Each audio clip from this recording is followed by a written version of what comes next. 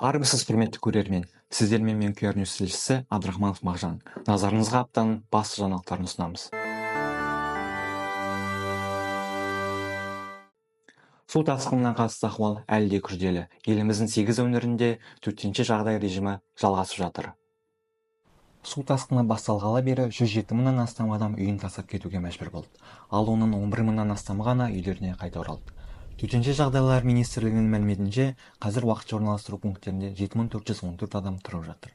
Апаттан зардап шеккендерге келтірілген шығынды өтеу алгоритмі жарияланды.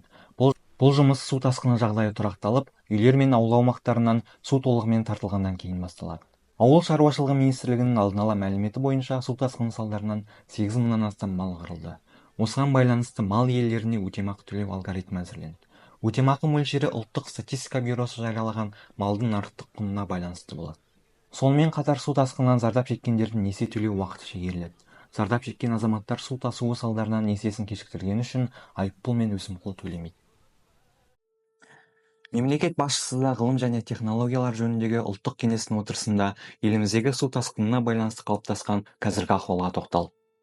12 сәуір ғылым күні. Сондай-ақ ғұлама ғалым академик Қаныш Сәтпаевтың туған күні.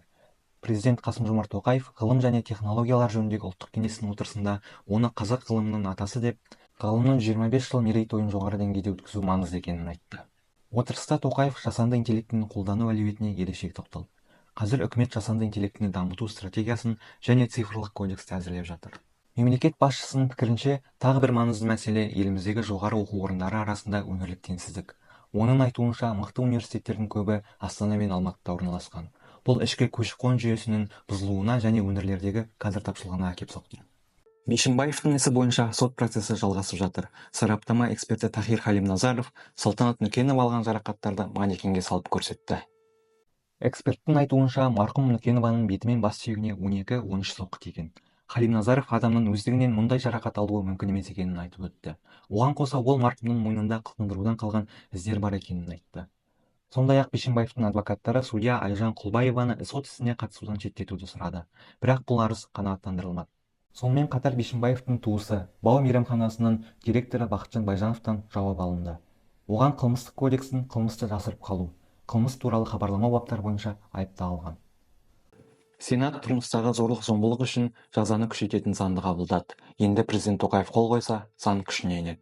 Заң жобасында педофилдер мен бала өлтіргендерді өмір бойына соттау жазасы қарастырылған. Сондай-ақ зорлық-зомбылыққа байланысты тараптарды қайта татуластыру мүмкіндігі алып тасталды.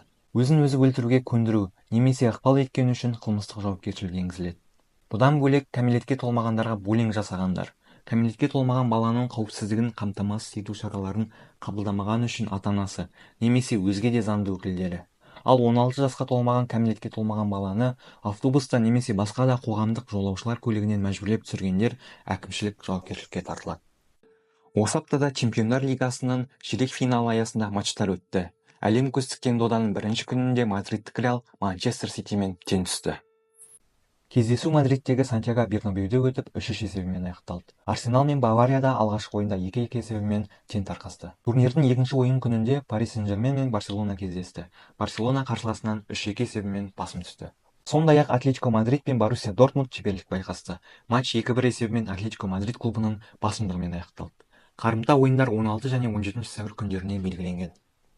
Осымен апта қорытындысы тәмам. Біздің әлеуметтік желідегі парақшаларымызға жазылуды ұмытпаңыз. Келесі кездескенше қош сау болыңыз.